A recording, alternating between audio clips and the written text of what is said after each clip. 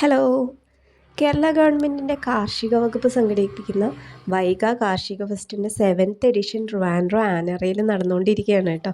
കേരളത്തിൽ നിന്നുള്ള എല്ലാ ജില്ലകളിൽ നിന്നുള്ള കാർഷിക വകുപ്പിൻ്റെ സ്റ്റാളുകളും അതുപോലെയുള്ള മറ്റ് സംഘങ്ങളുടെയും ഇൻസ്റ്റിറ്റ്യൂഷൻസിൻ്റെ ഒക്കെ സ്റ്റാളുകൾ ഇവിടെ ഉണ്ട് കേട്ടോ. ഇവിടെ നമുക്ക് ഈ ഉൽപ്പന്നങ്ങളൊക്കെ കാണുന്നതിനൊപ്പം തന്നെ ഇവയ്ക്ക് നമുക്ക് മേടിക്കാനുള്ള സൗകര്യം കൂടി ഉണ്ട് കേട്ടോ.